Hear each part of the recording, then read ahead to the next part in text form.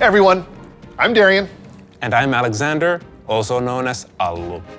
As we celebrate ClashFest 2022 here on our home turf in Helsinki, Finland, no event would be complete without this never-before-seen look at Supercell headquarters and interviews with the game teams who make the games that are played by millions of people around the world.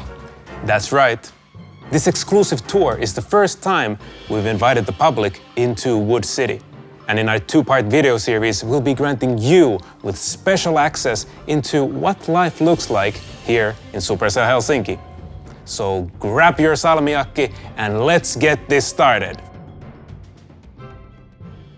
Supercell headquarters, also known as Wood City, is the largest wood building in Finland.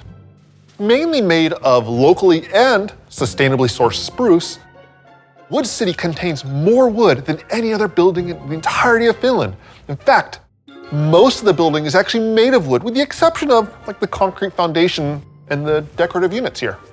Believe it or not, more than 75% of Finland is covered in forest. And this bountiful amount of nature was the inspiration for the design of Wood City, with its organic flowing lines and columns of trees. Although the architecture of Wood City was designed to promote relaxation, creativity, and inspiration, with its open workspaces, plenty amounts of natural light, and the breathtaking views of the surrounding city and harbor, tons of technology went into the design of this building. Within Wood City alone, there are over 450 kilometers worth of networking cable snaking its way through Wood City. And that's just one example of how much design, technology, and forethought went into developing our brand new headquarters. So why don't we start with a tour and take you to one of the most important places in Wood City.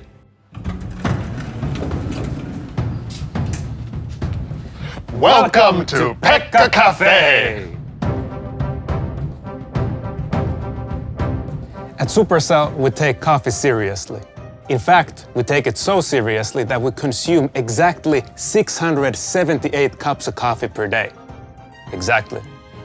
All this caffeinated consumption keeps us alert and engaged, but it also needs a dedicated space to enjoy such roasted delights. Pekka Cafe provides the perfect place to have a cup of coffee or tea or even smoothies, to have meetings with colleagues, or just chat about your day.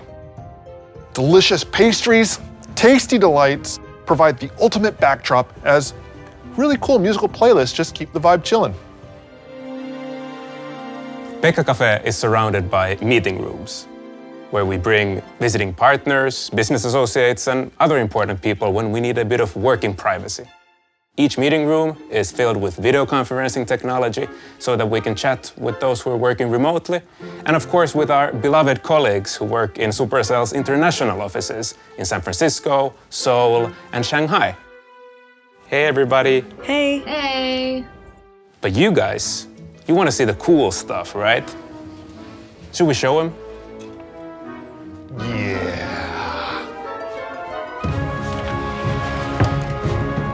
This is the Clash Royale meeting room.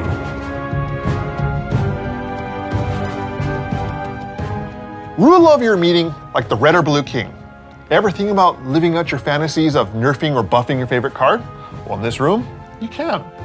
But don't let the in-game facade fool you.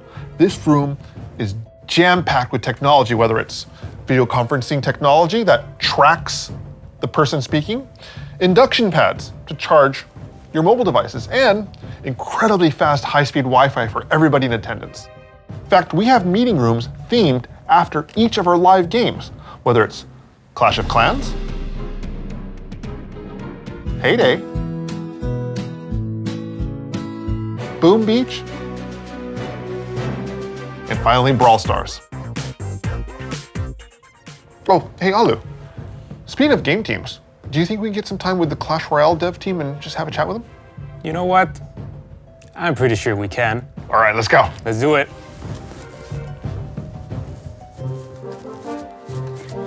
After you. Thank you. Hey, welcome to the Clash Royale game team. So one thing you'll notice throughout Supercell is our open workspaces. That's a key element of our culture. See, at Supercell, we have minimal hierarchy. That means that every single Supercellian is given from day one the trust and independence to do what they do best. To help facilitate that, no one, not even the CEO, has their private office. But everyone works at an open workspace that's designed for their team's needs.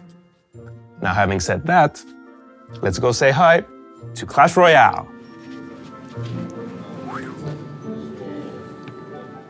And what would you say are the most important attributes or things that make a good game producer?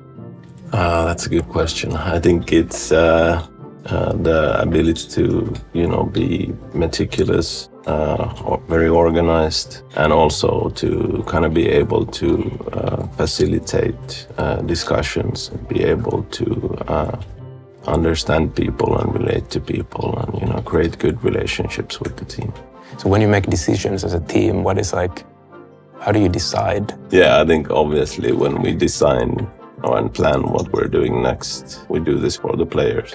When we start doing things, then obviously everyone has their own roles, everyone has their own responsibility.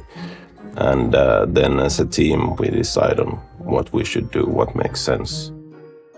You probably had some kind of assumptions or expectations about what working at Supercell could be like. What were those?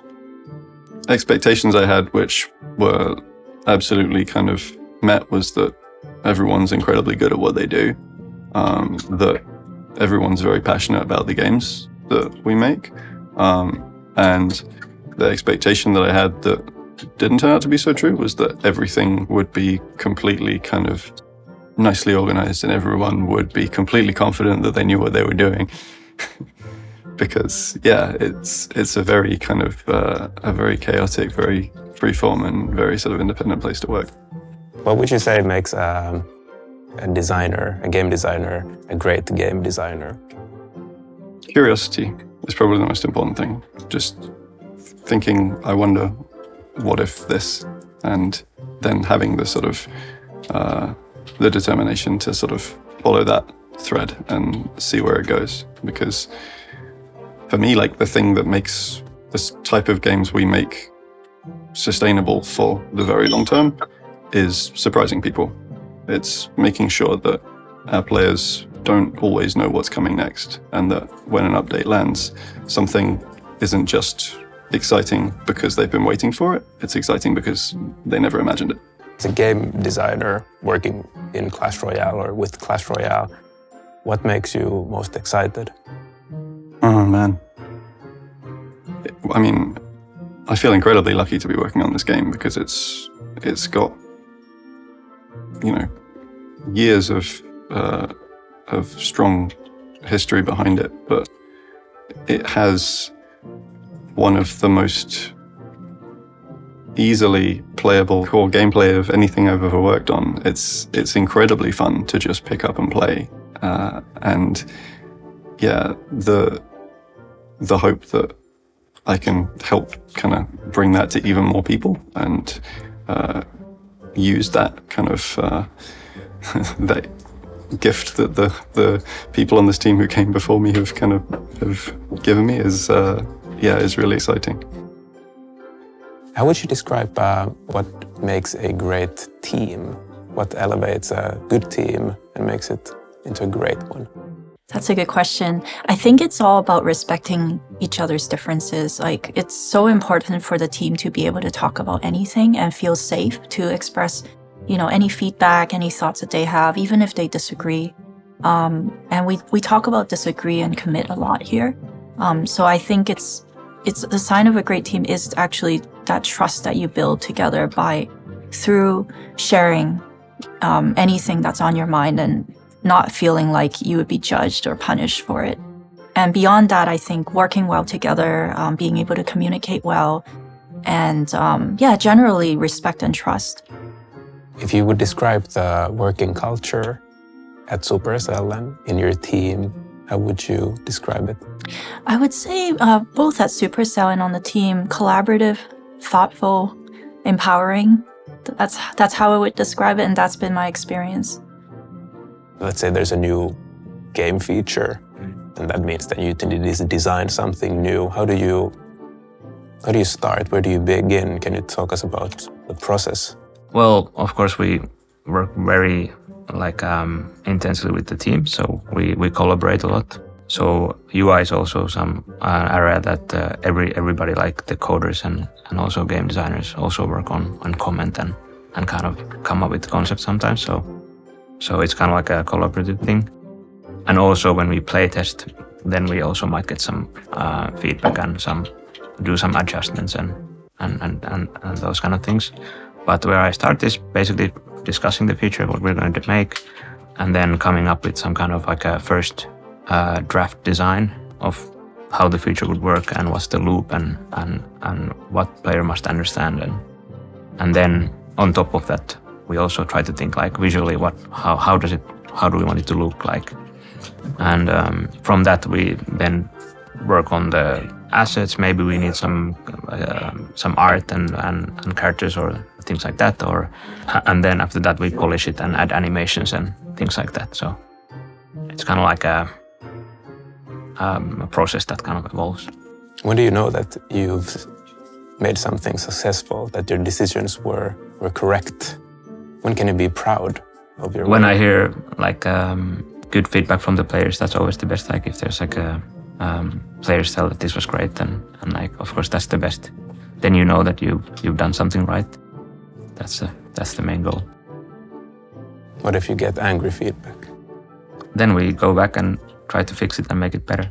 Okay. Hey, Aldo, Yeah. you all done here? We still have a lot of things to show everybody. Okay, man. Just about done. All right, let's go. So that wraps up part 1 of our exclusive tour of Wood City here in Helsinki, Finland. We hope you've enjoyed everything you've seen so far, and we hope you enjoy the rest of the Clash Fest festivities yet to come. Thanks for joining us, and we'll see you in part 2 of this video tour, where we're going to sit down with the Clash of Clans team and show you the rest of Wood City. See you later. See you later.